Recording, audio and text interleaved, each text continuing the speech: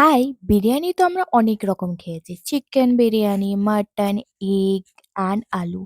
But mushroom biryani আমরা কেউ খাইনি। বাট আজকে আমি বানাবো হচ্ছে mushroom biryani. So let's make mushroom biryani in my style. ফার্স্টেই তো রাইসটা আমি এখানে হতে দিয়ে দিয়েছি, মানে বয়েল করতে দিয়ে দিয়েছি। অ্যান্ড এদিকে যে বিরিয়ানিতে আলু দেবো সেগুলো কেটে এখানে সর্ষের তেলে ভাজতে দিয়ে দিয়েছি নুন আর হলুদ দিয়ে। আলু তো ভাজার ডান। আলুগুলোকে তুলে নিচ্ছি অ্যান্ড এবার যে একটা গ্রেভিটা হবে মাশরুমের বিরিয়ানির জন্য সেটার জন্য একটা মশলা আমাদেরকে বানাতে হবে পেস্ট।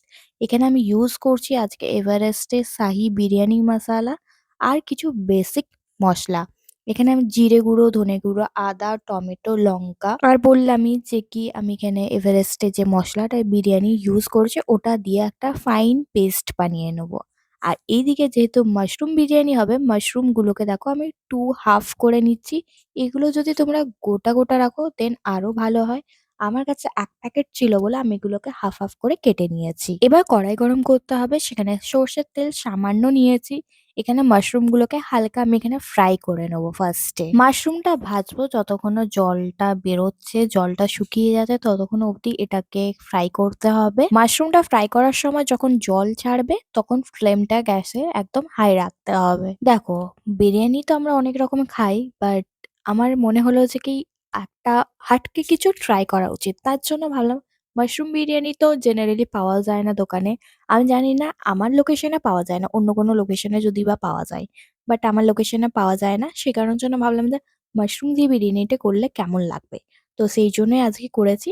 তো দেখো এদিকে আমার হচ্ছে আলু আর মাশরুমটা তো কমপ্লিট হয়ে গেছে ভাজা। এবার হচ্ছে কড়াইটায় আরো একটু কিছুটা তেল দিয়েছি। তারপরে দিয়েছি হচ্ছে তেজপাতা অ্যান্ড যে পেস্টটা বানিয়ে রেখেছিলাম সেটা আমি তেলের মধ্যে দিয়ে দিয়েছি। এবার তো জানোই মসলা দিলে কি করতে হয়। অবভিয়াসলি এটা কষতে হবে যতক্ষণ না তেল ছাড়ছে। এই মসলা কষার সময় কিন্তু ফ্লেমটা একদমই লোতে রাখতে হবে। এখানে আরো আমি অ্যাড করব হচ্ছে নুন স্বাদ মতন আর অ্যাড করব হচ্ছে হলুদ। এই রেসিপিটা সিরিয়াসলি বাইরের বিরিয়ানির থেকেও এত সুন্দর খেতে হয়েছিল। সিরিয়াসলি গাইস, তোমরা যদি ট্রাই না করো দেন বুঝতে পারবে না। সব তো ভালো হয়েছে বাট আমার একটাই মনটা একটু খারাপ হয়ে গেছিল, কারণ এখানে মাশরুমের কোয়ান্টিটিটা আমার যতটা দরকার ততটা ছিল না। প্রায় ২ থেকে ৩ টে মতন যদি বক্স থাকতো, মানে মাশরুমের যে বক্সটা নিয়েছিলাম, দেন এনাফ হতো। কারণ জানোই যে মাশরুম তেলে দিলে যতটা দেখতে থাকে ততটা একদমই থাকে না। তার হাফ এরও হাফ হয়ে যায়। যত বড় মাশরুম হোক একদম এইটুকু হয়ে যায় তেলে দিলে। এই বাবা দেখেছো? তোমাদের সাথে কথা বলতে, বলতে আমার মসলাটাও কষানো হয়ে গেছে আর আমি জলও এড করে দিয়েছি। জলটা এড করার পর আমি এখানে ফ্লেমটা হাই রেখেছিলাম যাতে এইটা তাড়াতাড়ি ফুটে আসে। গ্রেভিটা যখনই ফুটে এসেছে এখানে আমি আলুগুলোকে এড করে দিয়েছি, কারণ আলুটা একটু বয়েল হতে সময় লাগবে। 80% কুক হওয়া চাই।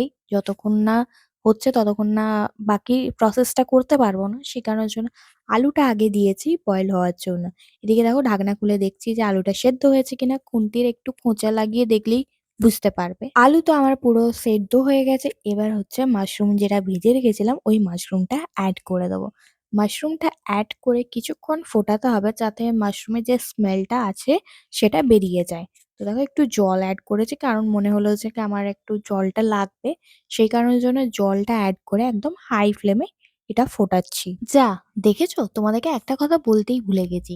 যখন আমি গ্রেভিতে জল এড করেছিলাম তখন কিন্তু আমি এখানে গোলাপ জল আর কেওড়া জলও দিয়েছি কিন্তু। আমাদের মাশরুমের গ্রেভি একদম রেডি। তো এবার হচ্ছে বিরিয়ানিটাকে দম দেওয়ার পালা। তো ফার্স্টে এখানে আমি একটা হাঁড়ি নিয়েছি। সেখানে ১ম এ ঘি দিয়েছি। ঘিটাকে চারিপাশে ভালো করে লাগিয়ে নিয়েছি। দেন আলু আর কিছুটা গ্রেভি দেবো। তার উপরে দেবো হচ্ছে রাইসটা। দেন দেবো হচ্ছে আবারও কিছুটা গ্রেভি, মাশরুম, আলু, তার সাথে বিরিয়ানি মসলা দেবো। একইভাবে তোমাদেরকে লেয়ারিংটা কমপ্লিট করতে হবে বিরিয়ানি। লাস্টে যখন কমপ্লিট হয়ে যাবে লেয়ারিংটা, ওপর থেকে দিতে হবে হচ্ছে কেওড়া জল, দুধ, গোলাপ জল সবকিছু আমি একটা জায়গাতে মিশিয়ে তারপর দিয়েছি। আর হ্যাঁ, আর একটু ঘি অ্যাড করব। সাথে তো বিরিয়ানি মসলা তো দিতেই হবে, ম্যান্ডেটারি। যখন তোমাদের লেয়ারিংটা কমপ্লিট হয়ে যাবে এবার হচ্ছে ঢাকা দিয়ে রাখতে হবে। অ্যান্ড দম দিতে হবে। আমি এখানে প্রায় 20 মিনিটসের মতন এখানে বিরিয়ানিটাকে দম দিয়েছিলাম। বাই দ্য ওয়ে আমি একটা কথা ক্লিয়ার করে দিই, যারা এই ভিডিওটা দেখছো, আমার প্রসেসটা দেখে কেউ মন্তব্য করো না যে কি এটা এইভাবে হয়, ওটা ওইভাবে হয়। আমি যেভাবে করেছি আমি তোমাদের কাছে সেটাই আমি তুলে ধরেছি আমার ক্যামেরার মাধ্যমে। অ্যান্ড আমার প্রসেসে আমি করেছি আমার একদম বাইরের মতনই খেতে হয়েছিল বিরিয়ানি। হয়তো অনেক রকম স্টাইল হয়। বাট আমার কাছে যেটা আমার সুবিধা মতন হয়েছে আমি সেই প্রসেসটাই করেছি। So please no negative comment. আর যাদের ভালো লাগবে না প্লিজ স্কিপ করে দিও ভিডিওটা। অ্যান্ড 20 মিনিটস ওভার আমাদের বিরিয়ানি ডান। এখন আমি হচ্ছে প্লেটিং করছি। দেখতে পাচ্ছ কতটা ঝুরঝুরে হয়েছে দেখতে।